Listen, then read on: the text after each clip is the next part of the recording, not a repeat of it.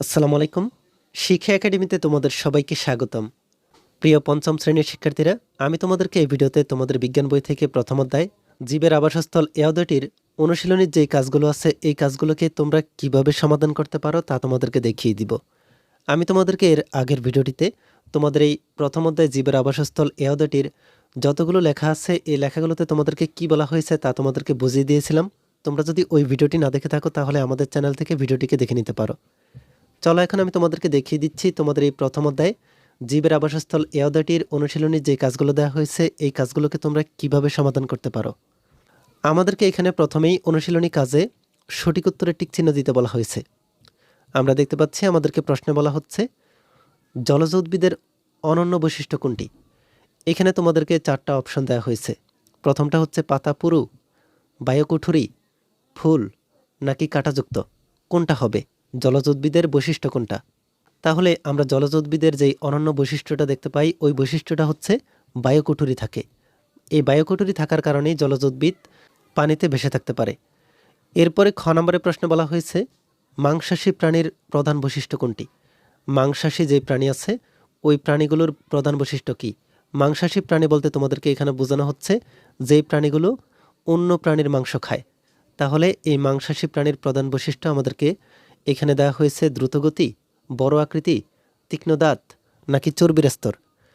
এখানে এই প্রশ্নের উত্তরটি হবে তীক্ষ্ণ দাঁত। এই তীক্ষ্ণ দাঁত থাকার কারণেই মাংসাশী প্রাণীরা অন্য প্রাণীর মাংস খেতে পারে। এরপরে গ নম্বরের এই প্রশ্নে আমাদেরকে বলা হয়েছে শ্বাসমূল কোন উদ্ভিদে পাওয়া যায়। শ্বাসমূল কোন উদ্ভিদে পাওয়া যায়? এখানে অপশন দেওয়া হয়েছে হিজল, সুন্দরী, পাকুর, কুচুরিপানা। এই প্রশ্নের সঠিক অপশনটি হবে সুন্দরী গাছ। সুন্দরী গাছের মধ্যে শ্বাসমূল থাকে আর এই শ্বাসমূল পাওয়া যায় সুন্দরী উদ্ভিদে। এরপর আমাদেরকে 2 নম্বরে শূন্যস্থান পূরণ দেওয়া হয়েছে। আমরা এই শূন্যস্থানগুলোকে পূরণ করব। আমাদেরকে বলা হয়েছে নিচের শব্দগুলো থেকে সঠিক শব্দ নিয়ে শূন্যস্থান পূরণ করি।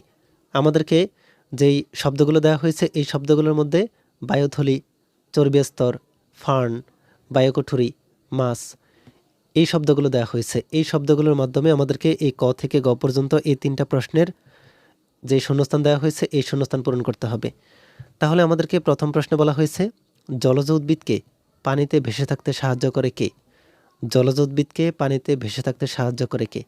আমরা দেখতে পাচ্ছি আমাদেরকে বায়ুকুঠুরি নামে একটা শব্দ দেওয়া হয়েছে। আমরা এখানে লিখে দিতে পারি বায়ুকুঠুরি। এই বায়ুকুঠুরি থাকার কারণে জলজ উদ্ভিদ পানিতে ভেসে থাকতে পারে। এরপর খ নম্বরে বলা হয়েছে তীব্র ঠান্ডায় প্রাণীর দেহকে গরম রাখে কিসে। তাহলে আমরা দেখতে পাচ্ছি এখানে চর্বি স্তর আছে। এই চর্বি স্তর হবে এখানে চর্বি স্তর। এই চর্বি স্তরের কারণে তীব্র ঠান্ডায় প্রাণীরা দেহকে গরম রাখতে পারে। এরপর গ নম্বরে বলা হয়েছে ছায়াযুক্ত স্থানের একটি উদ্ভিদ হলো। ছায়াযুক্ত স্থানের একটা উদ্ভিদের নাম আমাদেরকে এখানে লিখতে বলা হয়েছে। আমরা দেখতে পাচ্ছি আমাদেরকে এই শব্দগুলোর মধ্যে ফার্ন দেওয়া হয়েছে। এই ফার্ন হচ্ছে ছায়াযুক্ত স্থানের একটা উদ্ভিদ। তাহলে আমরা এখানে লিখে দিব ফার্ন। তোমরা দেখতে পাচ্ছ আমি এখানে প্রত্যেকটা প্রশ্নের উত্তর লিখে ফেলছি শুধু একমাত্র আমাদের এই অধ্যায়ের লেখাগুলোকে পড়ার কারণে। তোমরা যদি অধ্যায়ের লেখাগুলোকে ভালোভাবে পড়ে নাও তাহলে তোমাদের জন্য এই সঠিক উত্তর করা এবং শূন্যস্থান পূরণ করা একদমই সহজ মনে হবে। তাহলে আমরা যদি আবার দেখি জলজ উদ্ভিদকে পানিতে ভেসে থাকতে সাহায্য করে বায়ুকুঠুরি, তীব্র ঠান্ডায় প্রাণীর দেহকে গরম রাখে চর্বি স্তর, ছায়াযুক্ত স্থানের একটি উদ্ভিদ হলো ফার্ন। এরপরে আমরা দেখিনি আমাদেরকে সংক্ষিপ্ত উত্তর প্রশ্ন দেওয়া হয়েছে। এই সংক্ষিপ্ত উত্তর প্রশ্ন দেওয়া হয়েছে 3টা। ক নম্বরের প্রশ্নে বলা হয়েছে জীবের আবাসস্থল বলতে কি বোঝায়। খ নম্বরের প্রশ্নে বলা হয়েছে স্বাদু পানির পরিবেশে কি ধরনের প্রাণী ও উদ্ভিদ থাকে। গ নম্বরের প্রশ্নে বলা হয়েছে জলজ প্রাণীতে কি ধরনের অভিযোজন ঘটে। আমি তোমাদেরকে এই প্রশ্নগুলোর উত্তর দেখিয়ে দিচ্ছি। এছাড়াও তোমাদেরকে এখানে বর্ণনামূলক প্রশ্ন বলা হয়েছে স্থলজ উদ্ভিদ ও প্রাণীর বৈশিষ্ট্যগুলো কি কি। জলজ পরিবেশের উদ্ভিদ ও প্রাণীর বৈশিষ্ট্যগুলো কি কি। গ নম্বরের প্রশ্ন বলা হয়েছে সামুদ্রিক পরিবেশের প্রাণীদের অভিযোজনের ক্ষেত্রগুলো কি কি, উদাহরণ সহ ব্যাখ্যা করো। চলো তোমাদেরকে আমি এই সংক্ষিপ্ত প্রশ্ন এবং বর্ণনামূলক প্রশ্নগুলোর উত্তর কীভাবে লিখতে হয় তা দেখিয়ে দিচ্ছি। তার আগে তোমরা যারা এখনও আমাদের চ্যানেলটিকে সাবস্ক্রাইব করোনি তারা এখনই আমাদের চ্যানেলটিকে সাবস্ক্রাইব করে রাখো, আর যারা সাবস্ক্রাইব করেছো তাদেরকে অসংখ্য ধন্যবাদ। তাহলে আমাদের প্রথম প্রশ্নটা ছিল জীবের আবাসস্থল বলতে কি বোঝায়। এই প্রশ্নের উত্তরটাকে আমরা যেভাবে লিখতে পারি কোনো জীব যে বিশেষ পরিবেশে বা জায়গায় স্বাচ্ছন্দ্যে বসবাস করে এবং তার জীবন ধারণের সব প্রয়োজনীয় উপাদান পায় তাকেই সেই জীবের আবাসস্থল বলে। এরপরে খ নম্বরের প্রশ্ন আমাদেরকে বলা হয়েছিল স্বাদু পানির পরিবেশে কী ধরনের প্রাণী ও উদ্ভিদ থাকে। তাহলে এই প্রশ্নের উত্তরটিকে আমরা যেভাবে লিখতে পারি, স্বাদু পানির পরিবেশে যেমন নদী, পুকুরে শাপলা, পদ্ম, কচুরিপানা ও শ্যাওলার মতো উদ্ভিদ থাকে। প্রাণীদের মধ্যে রুই, কাতলা, মৃগেল মাছ এবং কচ্ছপ, ব্যাঙ ইত্যাদি বাস করে। তাহলে তোমরা দেখতে পাচ্ছ কিভাবে আমরা খ নম্বরে থাকা এই প্রশ্নের উত্তরটিকে লিখতে পারি। এরপর গ নম্বরের প্রশ্ন বলা হয়েছে জলজ প্রাণীতে কী ধরনের অভিযোজন ঘটে। এই প্রশ্নের উত্তরটিকে আমরা যেভাবে লিখতে পারি, জলজ প্রাণীর যেমন মাছ দেহ সাধারণত মাঝখানে চ্যাপ্টা এবং দুই প্রান্ত সরু হয়, যা সাঁতারে সাহায্য করে। এদের শ্বাসকার্যের জন্য ফুলকা এবং পানিতে ভেসে থাকার জন্য শরীরের ভেতরের বায়ুতলি থাকে। তাহলে তোমরা দেখতে পাচ্ছ আমরা কিভাবে সংক্ষিপ্ত প্রশ্নের উত্তর লিখতে পারি। এরপর 4 নম্বরে আমাদেরকে বর্ণনামূলক প্রশ্ন দেওয়া হয়েছিল। আমাদেরকে প্রথম প্রশ্নে বলা হয়েছে স্থলজ উদ্ভিদ ও প্রাণীর বৈশিষ্ট্যগুলো কি কি। এই প্রশ্নের উত্তরটিকে আমরা যেভাবে লিখতে পারি, প্রথমে স্থলজ উদ্ভিদ, এদের কাণ্ড শক্ত ও মজবুত হয়, মাটিতে আটকে থাকার জন্য এদের মূল সুগঠিত। কিছু উদ্ভিদ যেমন ক্যাকটাস মরুভূমিতে টিকে থাকার জন্য পাতাকে কাঁটায় রূপান্তর করে এবং কাণ্ড রসালো রাখে।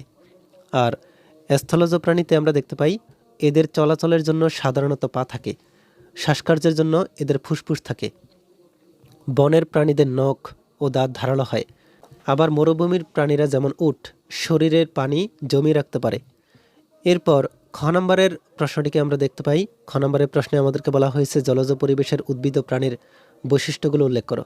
এই প্রশ্নের উত্তরটিকে আমরা যেভাবে লিখতে পারি, প্রথমে আমরা দেখে নিই জলজ উদ্ভিদ। জলজ উদ্ভিদে এদের দেহ নরম ও কাণ্ডে বায়ুকুঠুরি থাকে, যা এদের ভাসতে সাহায্য করে। এদের মূল সাধারণত ছোট ও গুচ্ছাকৃতির হয়। এরপরে জলজ প্রাণীতে এদের দেহ জল প্রতিরোধী আইস দ্বারা আবৃত থাকতে পারে। এরা ফুলকার সাহায্যে পানির নিচে শ্বাস নেয় এবং পাখনা বা লিপ্তপাত বা হাঁসের মতো ব্যবহার করে সাঁতার কাটে। তাহলে তোমরা দেখতে পাচ্ছ কিভাবে তোমরা খ নম্বরের উত্তরটিকে লিখতে পারো। সামুদ্রিক পরিবেশের প্রাণীদের অভিযোজনের ক্ষেত্রগুলো কি কি, উদাহরণ সহ ব্যাখ্যা দাও। তাহলে এই প্রশ্নের উত্তরটিকে আমরা যেভাবে লিখতে পারি, সামুদ্রিক প্রাণীরা সমুদ্রের লোনা পানি ও পানির প্রচণ্ড চাপ সহ্য করে টিকে থাকে। উদাহরণে তিমি ও ডলফিনের মতো স্তন্যপায়ী প্রাণীরা শ্বাস নেওয়ার জন্য নির্দিষ্ট সময় পর পর পানির উপরে ওঠে। এরপরে উদাহরণ 2 আমরা দেখতে পাই গভীর সমুদ্রের মাছেরা নিজেদের রক্ষা করতে বা শিকার করতে বিশেষ আলো উৎপন্ন করতে পারে। অনেক মাছের শরীরে বাতাস ধরে রাখার থলি থাকে। তাহলে তোমরা দেখতে পাচ্ছ কিভাবে তোমরা তোমাদের এই প্রশ্নগুলোর উত্তর লিখতে পারো। এই ভিডিওতে এই পর্যন্তই।